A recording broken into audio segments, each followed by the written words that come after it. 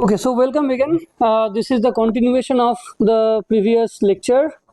We started discussing language model, right? Last class we discussed in-gram language model, specifically bigram language model. We focused on bigram language model, and we looked at how we compute bigram language model. Basically, in any bigram language model, what we do, we compute two counts, right? The count of the bigram, which is wi minus 1 wi, and the count of the unigram, right? Wi minus 1, right? And we also discussed, we also observed that in a normal bigram kind of language model, what we do, we first compute a bigram matrix, right? Which consists of unigram, cross unigram kind of rows are unigrams and columns are also unigrams, right? Rows are essentially vocabulary words, columns are also vocabulary words, right? And every entry in that matrix indicates the bigram count, right? We also observed that although the matrix is asymmetric, but the sum of rows for a particular entry and the sum of columns of a particular entry is the same. Okay. We also discussed smoothing techniques. We started with a simple add one smoothing, right? Where we basically blindly added 1 to all the entries of the bigram matrix, right?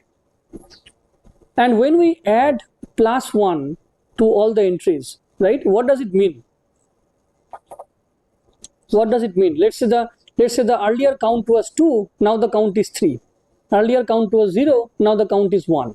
What does it mean? It basically means that I have encountered that bigram one additional time, right, than the count that I had earlier. Okay. And we also observed that because of this, when we add +1 to the numerator, we had to add plus mod v, right, to the denominator. And what is this mod v? Mod v is the size of the vocabulary, right? And this was needed because essentially this is a conditional probability, and we have to make sure that the sum of this conditional probability should be 1. And we also discussed that this kind of smoothing techniques have some problems, because what happened is that those counts which are very high, right, those counts will become very, very low. Let's say 600 will become 300, right? 500 will become 100, and so on and so forth. I mentioned also in the last class that this is essentially about stealing money from the rich and distribute it to the poor. So today we will discuss two advanced smoothing techniques, right, which will address the problems that we had earlier in advanced smoothing, right? Add case smoothing, Laplace smoothing. But as usual, first things first. So basic. So we look at the today's breaking news. So today's breaking news is that on July 25th, OpenAI announced that they are going to launch Search GPT, okay, which will essentially produce answers to different types of questions that we generally ask to search engine like Google, right? So Search GPT will be released very soon. They announced that this will be released very soon, and this will be empowered by GPT-4 family of models. We need to see whether the Search GPT will be a competitor of Google or Perplexity kind of companies, right? That we'll have to see. How many of you know about Perplexity? Perplexity, not the Perplexity matrix, the Perplexity company, perplexity.ai, right? If you have not seen this is essentially a kind of a search engine where you ask questions, and instead of unlike Google search, which essentially returns important links, right? Perplexity will essentially answer to your questions with modifications of the content, right? All right, so advanced smoothing algorithms, and we will look at two algorithms today: good Turing and Nizar-Ney or Kneizar-Ney, right? Some people pronounce it as Nizar-Ney, some people pronounce it as Kneizar-Ney. Okay, so So what is the intuition here? The intuition is we use the count of things we have seen once to estimate the count of things we have never seen. Okay, this is the intuition. Let's look at it with an example. We define a concept of frequency of frequencies, right? What is a frequency of frequency? NC, we denote this by NC. NC is the frequency of frequency C, right? Let's assume that this is our corpus, right? Rohan, I am Rohan, I like to play. How many times the word I appears? The token I appears 3 times, Rohan 2 times, am 2 times, like 1 times, and so on and so forth, right? So what is N1? Frequency of 1, frequency of count 1 here. What is N1 here? 3. What is N2 here? 2. Frequency of count 2. What is N3 here? 1. Right? Frequency of frequencies. Okay. Now, what good Turing smoothing intuition? What is the intuition behind good Turing smoothing technique? The intuition is that we look at the count of 1, right? Count of count 1 to estimate the count of 2. Right? Let's see. So let's assume that you are bird watching in let's say Jim Corbett National Park, and these are the birds that you have already observed, right? 10 flamingos, 2 kingfisher, 1 Indian roller, woodpecker, peacock, and so on and so forth, right? There are 18 birds that you have observed so far, right? So if I ask you what is the probability that the next bird that you are going to see is woodpecker, what is the probability? 1 by 18, right? And this is maximum likelihood estimate. What is maximum likelihood estimate? Maximum likelihood estimate says that the best probability that you can derive from the observation, and the best probability is 1 by 18 here for woodpecker, right?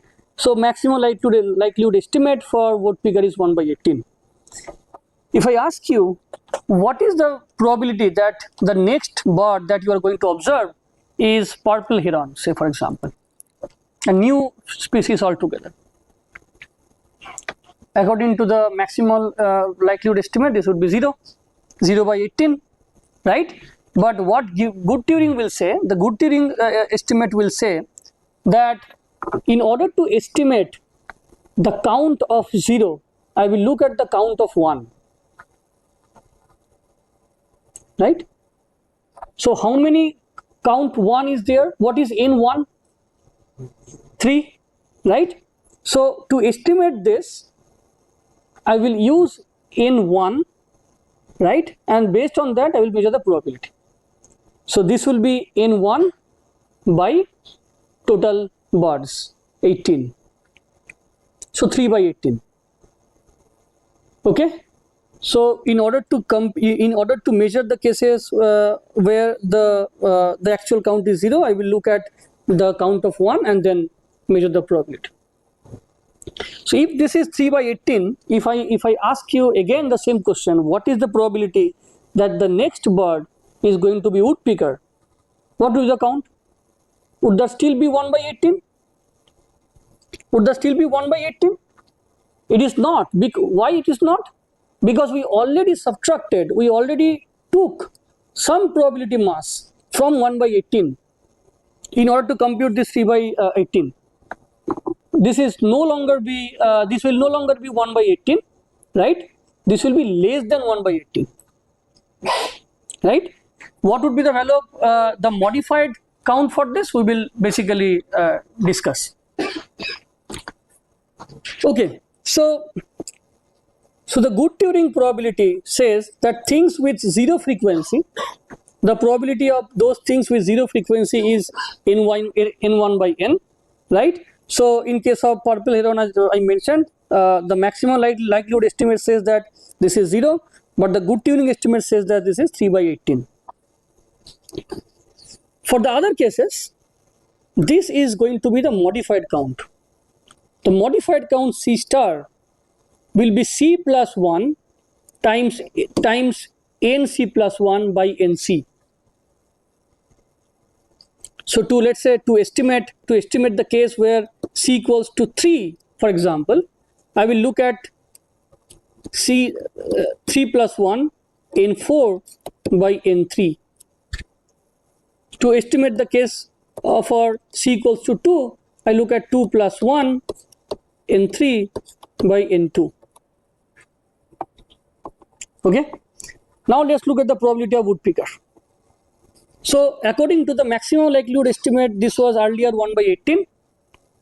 Now this is going to be c plus 1, 1 plus 1, c equals to 1 here, and n2 by n1, right? So 2 times 1 by 3, because n2 is 1, right? Look at here. N2 is 1. There is only one count 2, right? And what is n1? N1 is 3. So 2 times 1 by 3, 2 by 3. 2 by 3 is the modified count. What is the probability? 2 by 3 by 18, because the total bird that you have observed so far is 18. So the modified probability is 1 by 27. The earlier probability was 1 by 18, now this is 1 by 27. This is lower than the previous one. Right? And I'm not going into the theoretical details of this. If you do the theory, if you do some maths is very easy. If you do the math, it will always guarantee that it will basically follow all the probability rules. Sum should be 1 and so on and so forth.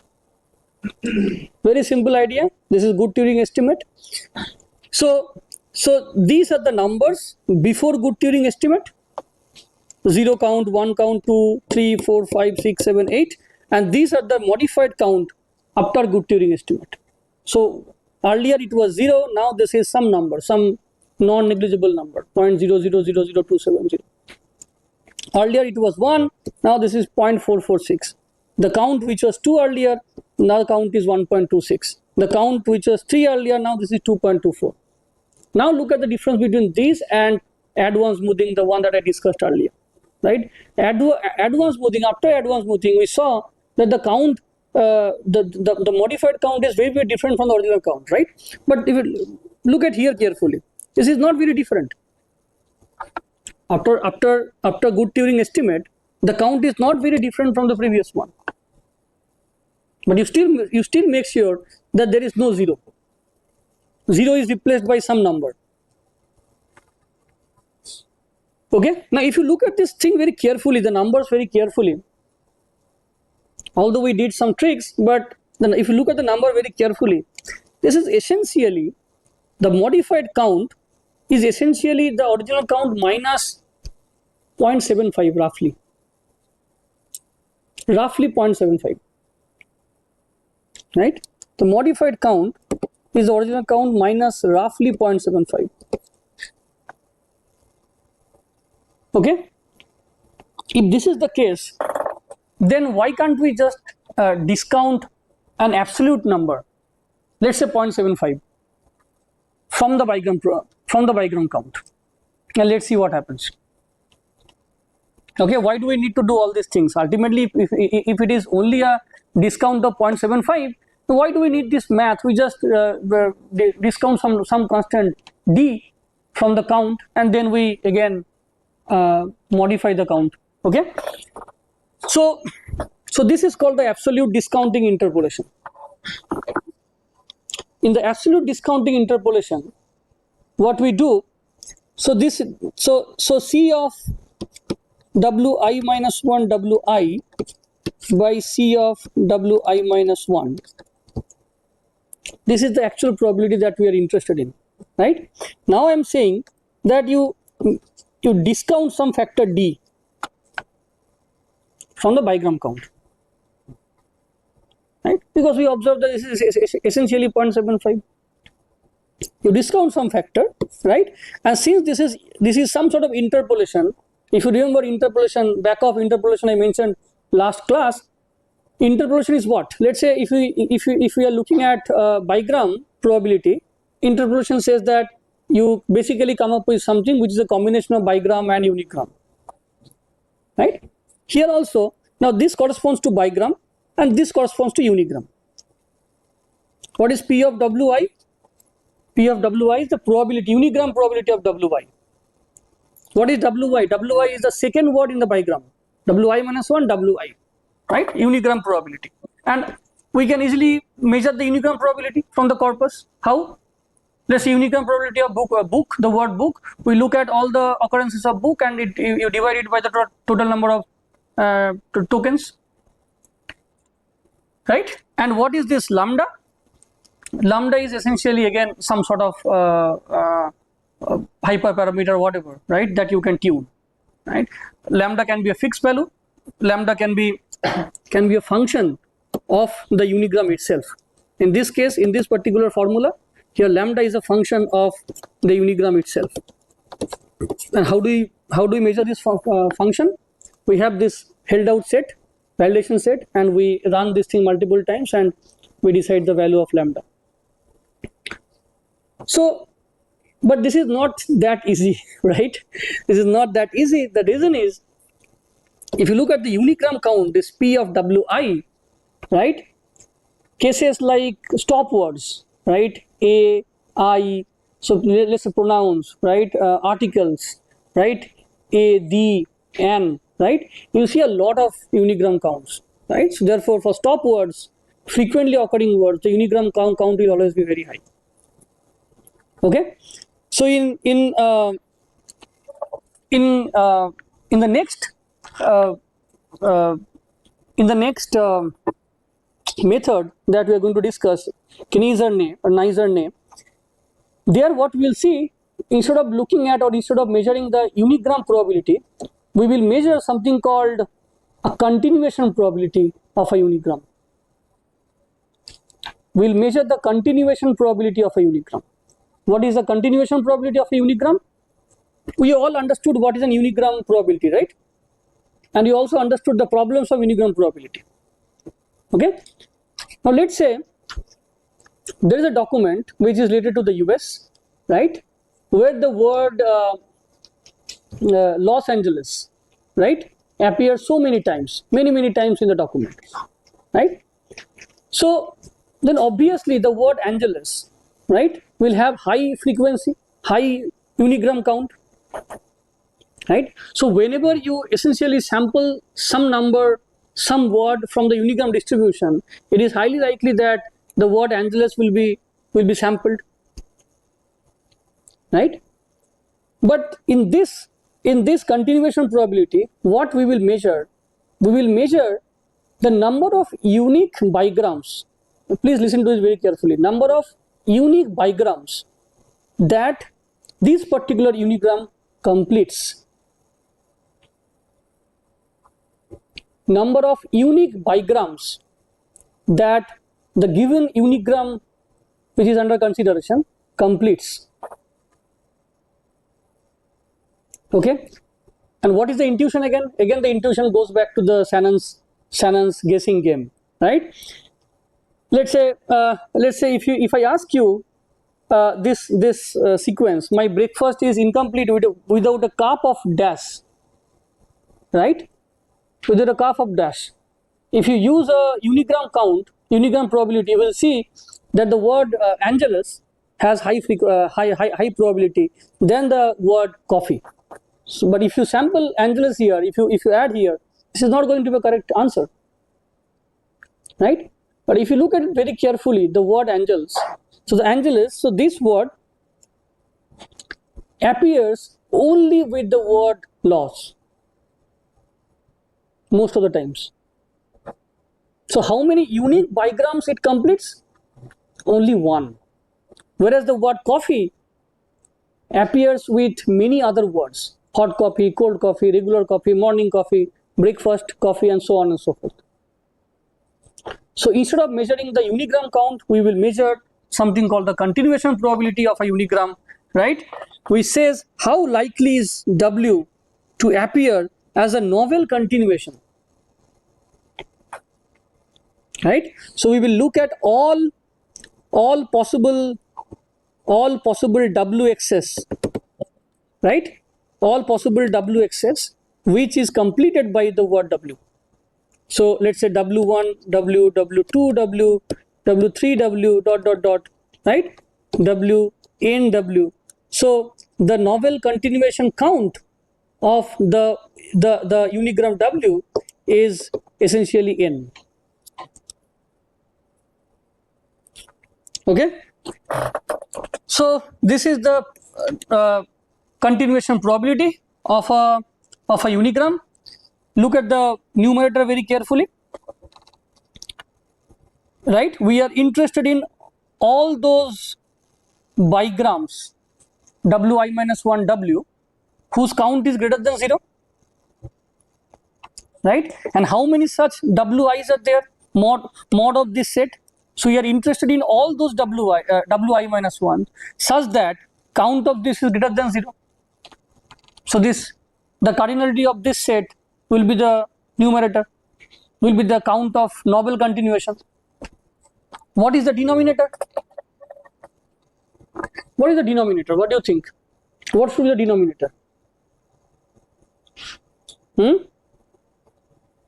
Number of unique bigrams. Very good. Number of unique bigrams irrespective of the appearance of w. Right? So if you look at the denominator here, count of all the bigrams. So this is basically the set of all the bigrams whose count is greater than 0. Out of all the bigrams, how many unique bigrams are completed by the unigram w? Clear?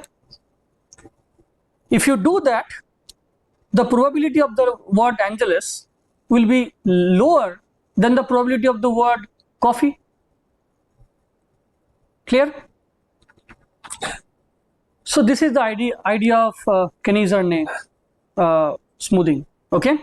So we replace the unigram probability by the continuation probability, right?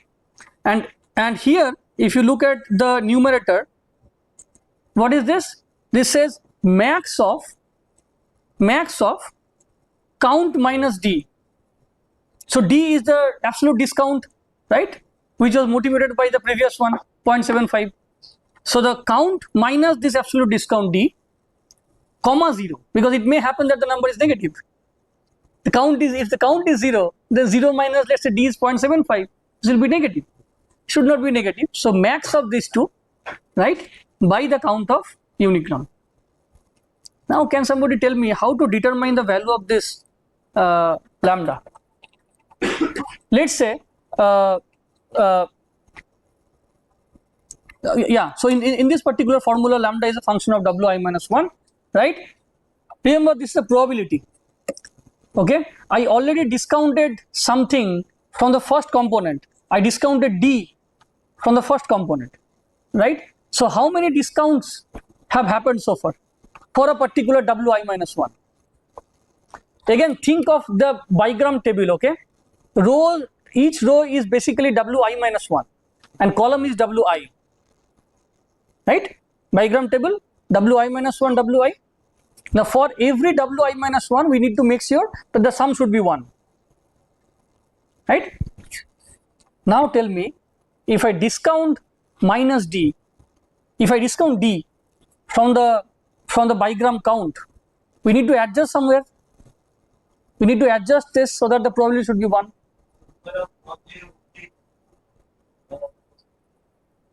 Yeah. Think about it. Think about it. You are almost there. You are almost there.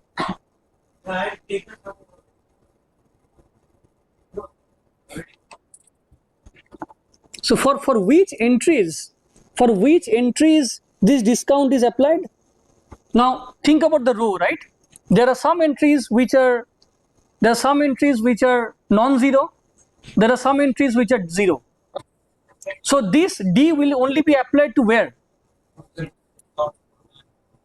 Non-zero, right? Non-zero and those whose value is greater than d. Greater than d, right? So I mean, this is again an approximate. I mean, this should be D, right? But again, assume that this is very small number. So for those cases whose count is greater than D, right, we will discount something from there, right? And what is going to be the numerator, denominator? Numerator is D. What is the denominator?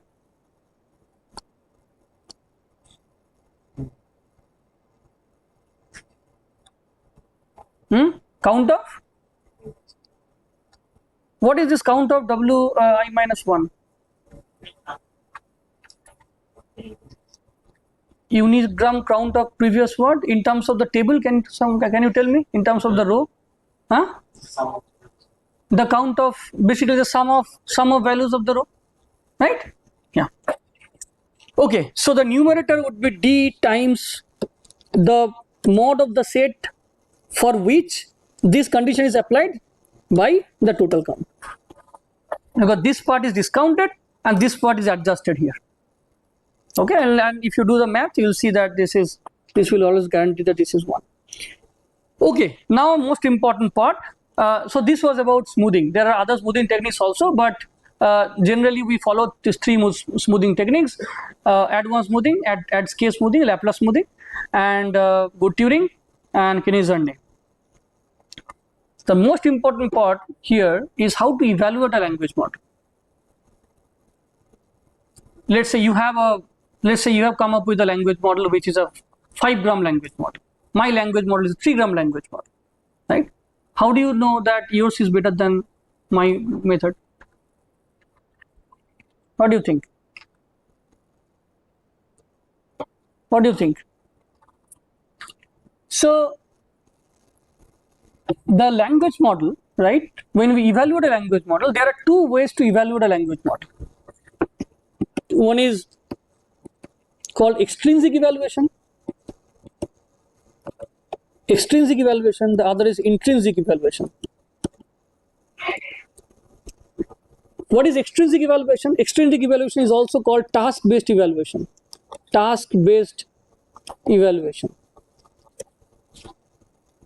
Okay, let's say this is a language model L1 and this is language model L2.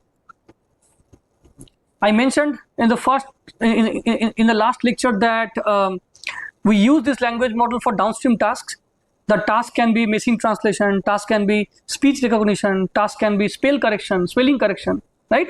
Let's say you have the task machine translation, right, for which you apply a language model. You use a language model, and machine translation model, let's say, is evaluated based on some matrix. Let's say the matrix is blue. Blue is a score that we generally use to evaluate the quality of a machine translation engine. Okay, so what we will do, I will feed the output of L1 to machine translation model and see the value of blue score. Similarly, I feed the value of output of L2 and see the score, right? And we will see which one is better. Okay, so I will feed the output of L1, I will feed the output of L2 separately in isolation, and we'll see for which language model the machine translation engine will perform better. And then I will say that, okay, let's say L2 is better than N1 or vice versa. This is a task-based evaluation. What are the problems in task-based evaluation? What do you think?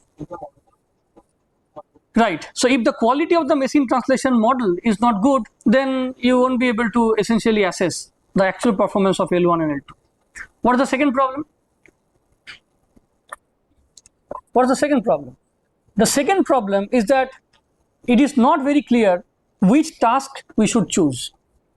Right? There are plenty of tasks. There are thousands of tasks, right, where a language model can be applied. Right? Whether to choose machine translation or speech recognition system or what, right? It's not very clear. So what we do generally, we generally consider 10, 12 different tasks, and we see if a language model outperforms other language models across majority of the tasks, then we say that that language model is better. Okay. The third problem is that these extrinsic tasks, machine translation, speech recognition, they are time taking.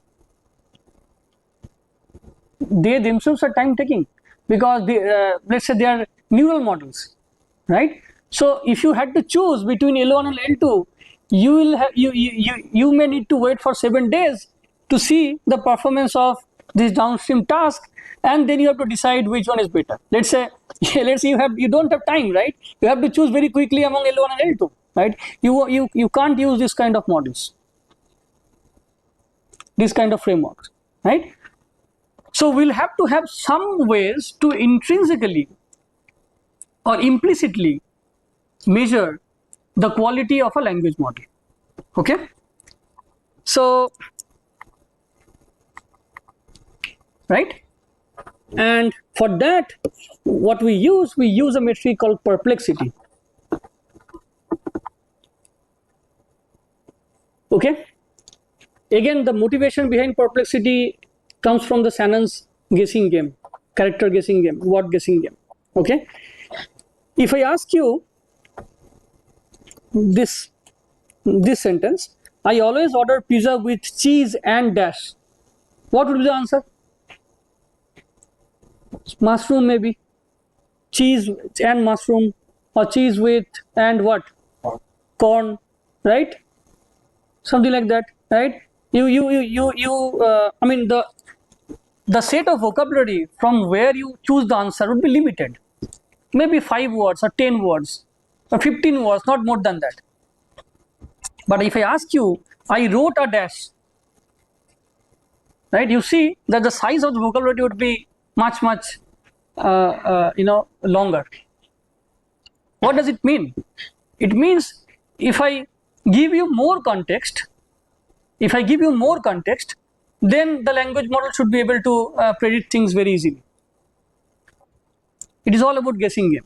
Okay, so let me first define perplexity, and then I will tell you the intuition behind perplexity. Okay, so what is the definition of perplexity? The definition of perplexity is very simple. So let's assume that this is your test set W1, W2. In your test set, there are n tokens. You already have a training set, right?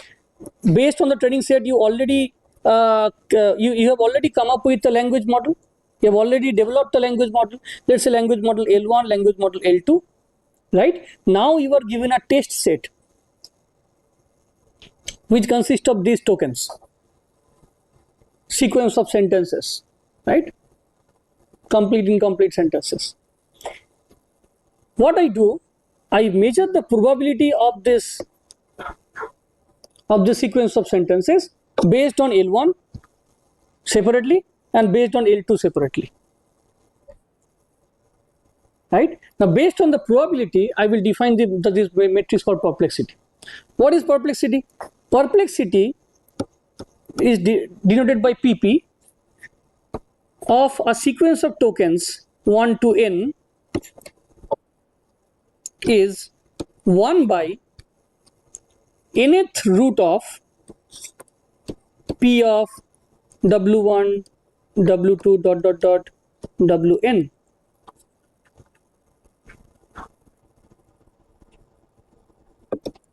This is same as P of W1, W2 ... Wn to the power minus 1 by n. Agreed? Agreed? What does it mean? If a language model produces high probability, right, the perplexity would be low. Okay? If it produces high probability, the perplexity would be low. Now, if a language model is a bigram language model, then this would be same as, how do you compute this one? If it is bigram language model, P of W1 times P of W2 given W1 times P of W3 given W2 ... P of Wn given Wn minus 1 whole to the power minus 1 by n. If it is unigram, then P of W1 times P of W2 ... P of Wn whole to the power minus 1 by n. Right? And we'll see that the language model which produces lower value, lower perplexity, will be considered as a better model. Now, why suddenly this metric? why this 1 by n and nth root and so on, right? For the time being, forget about this nth, forget about this 1 by n, right? 1 by this 1 by this probability. And let's assume that this is simply p of w1 w2 dot dot dot wn, right, to the power or nth root of this probability. So what is this nth root of this? This one is what? Geometric mean, right? This is geometric mean, the inverse geometric mean. We know the geometric mean, right? Arithmetic mean, geometric mean, right? Now, why suddenly this? There's a very interesting connection between perplexity and entropy, right? And we'll derive this thing here. Okay. So, we all know what is entropy. So, entropy, let's say there is an event X, right? Entropy of this is Shannon's entropy. Okay, entropy of this event X. Let's say there are n number of outcomes, right?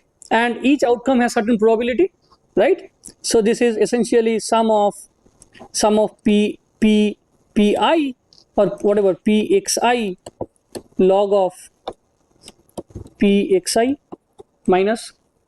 Okay, and what is this xi? Xi is one outcome of x, right? There are n number of such outcomes.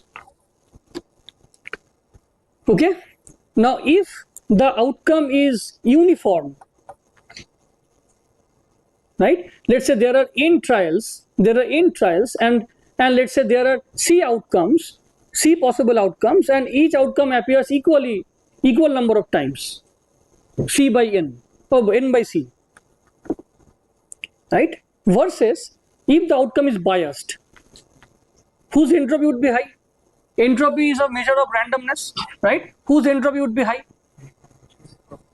Uniform, right? We all know this famous plot, right?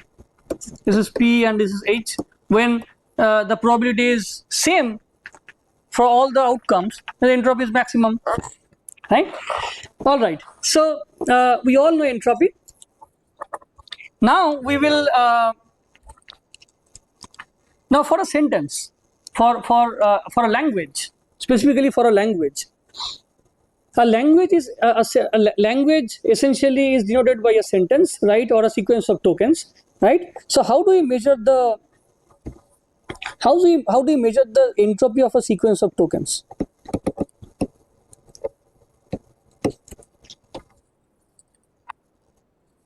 Now remember this. Here there is a random variable which indicates the outcome of an event.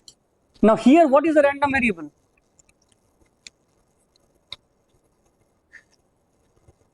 A random variable indicates a sequence of words, right? And how do we measure this entropy here? This is same as minus of, right, sum of, let's say, p of w1 w2 dot dot dot wn, right, log of p of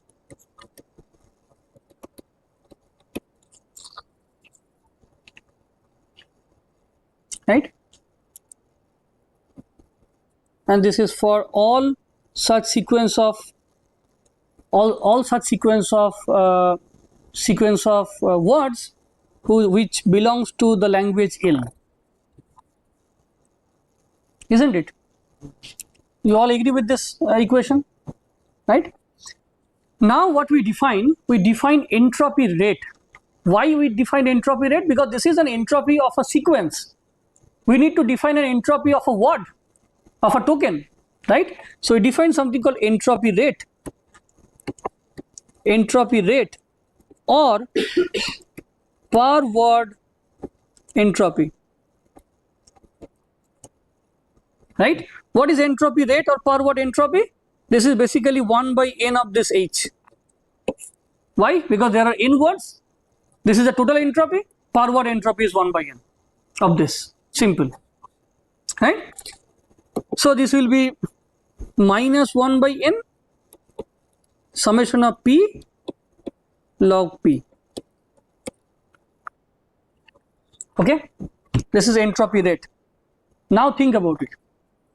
I am only considering those cases, those sentences or those sequences whose length is n, right? But in a language, in a document, there are sentences, there are sequences of multiple size, right? Some sequences will have length of 5, some will have length of 6, some have 10, and so on and so forth. Right? But here we are only considering those sequences whose length is n, right? So how do we generalize it? We generalize it using this limit theory, right? We say that limit n tends to infinity, right?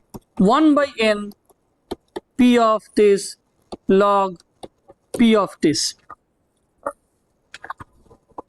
Okay, so remember here language is a stochastic process, right? Language is a stochastic process.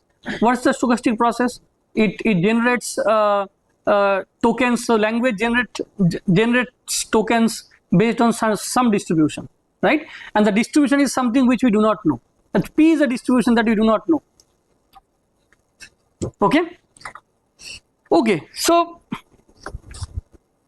this is the entropy rate. Okay, and we denote this entropy rate by H of L.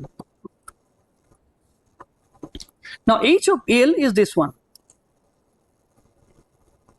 So far so good. Now we will apply a theorem. Again, I will not go into details of the theorem. This is called the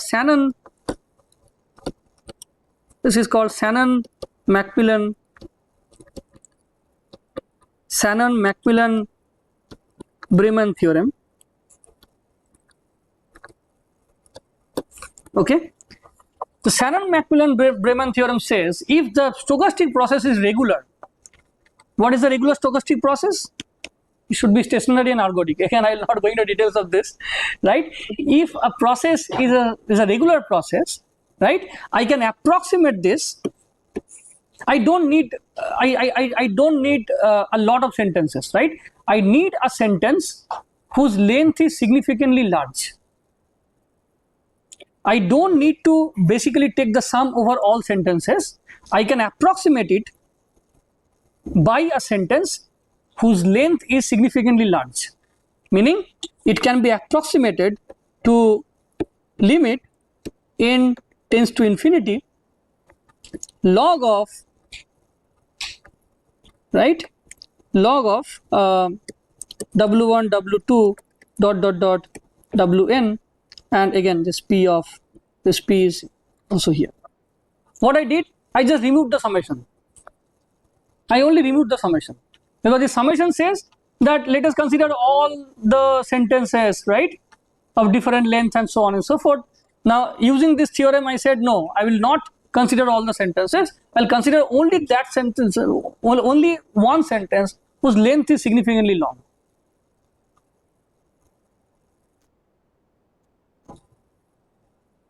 Okay, and I will, this is minus. Okay, and I will also assume that the probability of this sentence is 1 by n. Okay, now these are, now if you are not convinced by this, I strongly suggest that you go through this theorem and you understand. It's a very standard theorem in information science, information theory. Okay, so this boils down to limit n tends to infinity 1 by n log of w1 w2 wn.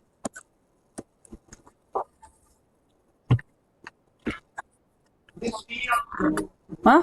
P. Yes, P. Sorry, P. Of course, P. Okay. Now I define another concept, cross entropy. Entropy we know. This is entropy. What is cross entropy? What is cross entropy? When do we need cross entropy? Let's say there are two events. there are two random variables indicating two different events, right? And let's say you want to measure the closeness or difference or some sort of similarity between two events, right? Whether one event is independent of other events and so on and so forth. In language, nobody knows what is the actual probability or the gold probability of generating a word. Nobody knows. If you knew what is the gold probability of generating a language, then you would have solved the language generation problem. Nobody knows how a language is generated, right? We approximate this process using language model. We says that, look, we will design a language model which will try to mimic the way language is generated. You get my point, right? So we will define something called cross entropy here. Cross entropy between the actual way a language is generated, L, and our model M. Okay, and what is the cross entropy formula? Sum of P of PL of, let's say, xi, right, log of PM of xi, right? What is PL? PL is the probability obtained from the language itself, assuming that we know the oracle, we have access to the oracle, whereas PM is the probability obtained from the model. Let's say the model is a bigram model or trigram model, and this is cross entropy, right? Again, if you apply this Shannon-Macmillan-Breman theorem, you can approximate this. Again, I mean, from here we will consider entropy rate or per word entropy, right? 1 by n, then limit, and so on and so forth. Right? Apply all these things, all the tricks that we applied here.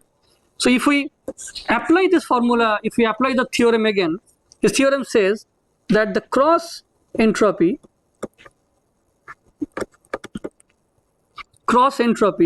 can be written as limit n tends to infinity minus 1 by n log of Pm. I mean, in our case, xi is essentially what? W1, W2, dot, dot, dot, Wn.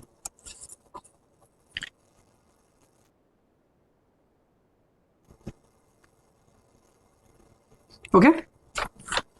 So cross entropy has a very nice property, by the way. Do you know the cross entropy has a bound? The original entropy H of P is the lower bound of the cross entropy P of H of, let's say, or L.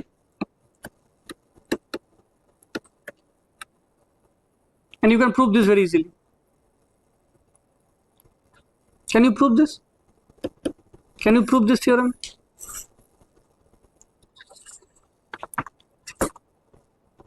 Can you prove this theorem? H of L is bounded by H of L comma M. What is L? L is the true the oracle language, right? Event. Or M, and what is M? M is the model, right? Can you prove this? What is H of L?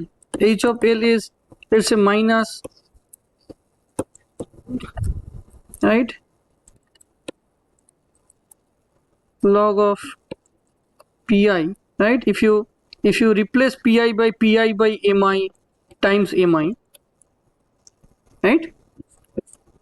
So minus Pi log of Mi minus, right, Pi log of Pi by Mi. What is this? This is cross entropy. This is H L M. And what is this, by the way? Pi log Pi Mi. Let's see. What is this? This is scale divergence. This is scale divergence between Pi and Mi, P and M, right?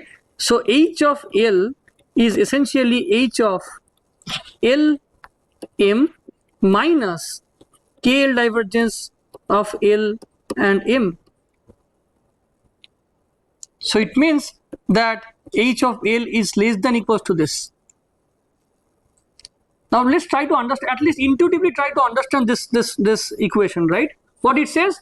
It says that the entropy, what is h of L? H of L is the entropy of the true event L, which you do not know. Language, right? What is H L comma N? Is the cross entropy between the language and the model. And what is the scale divergence? Scale divergence is the difference between L and M, right? So if you reduce the difference between language and the language model will come closer to the language. All right. So we have seen what is okay. So just forget about all the theories. Okay, just focus on this part. Just focus on maybe this part. Okay.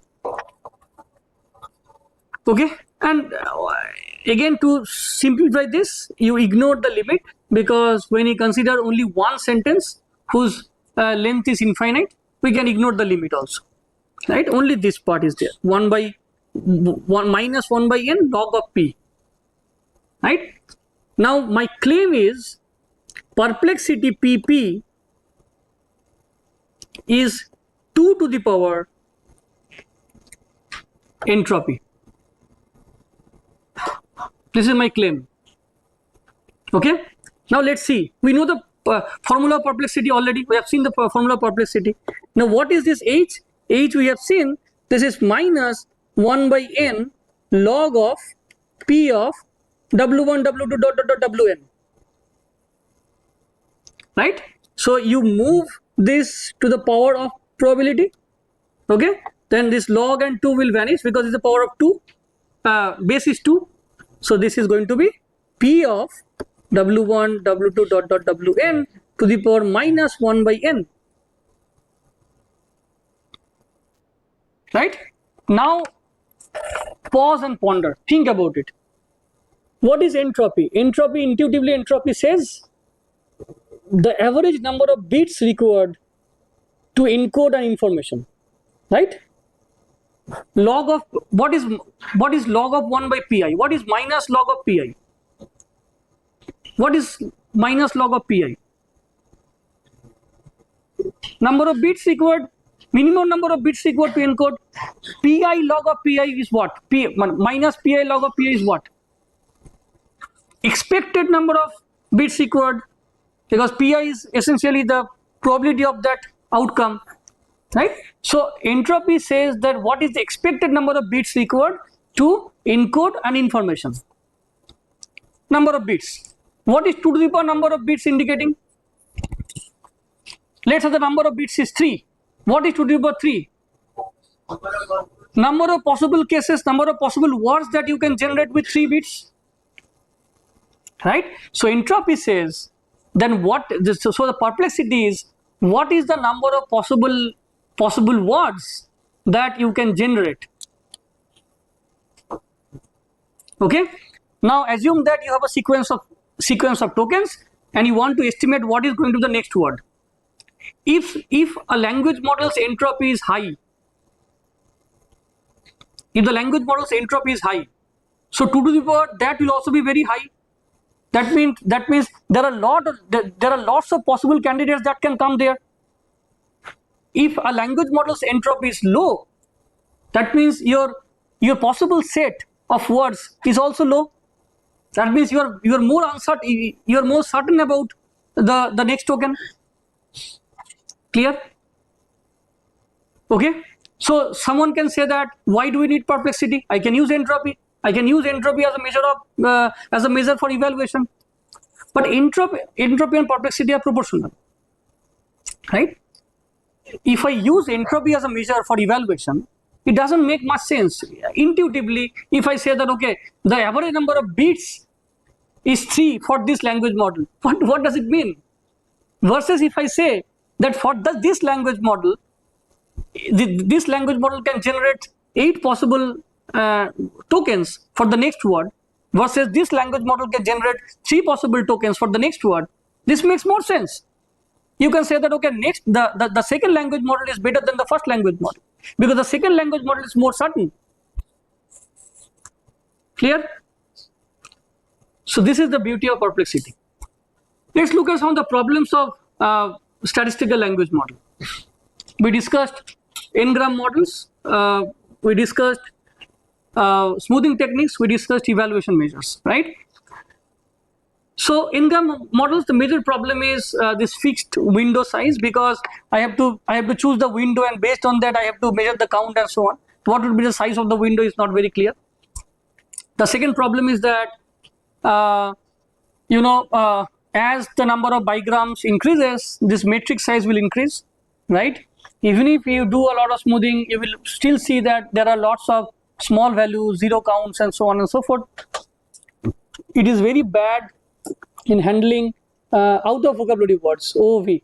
I mentioned one technique last day, but that technique is also not that great, given the the amount of new words coming in every day, right? And of course, it is computationally very expensive to create or to come up with this kind of n-gram, this bigram table, bigram or trigram table, assuming that you have a trillion size corpus, right? So what is needed? We need some sort of better understanding of some sort of representation which understands the context properly, right? We will also look at how we make the entire thing scalable, and so on and so forth. So in the next lecture, we will start discussing word embedding methods. Okay, we'll start with a simple distributional semantics hypothesis, right? And then we look at the problems with distributional semantics. Then we move to word2vec, and then we'll discuss glove. We also look at different limitations of word2vec and glove, and then we move on to the neural language model. Thank you.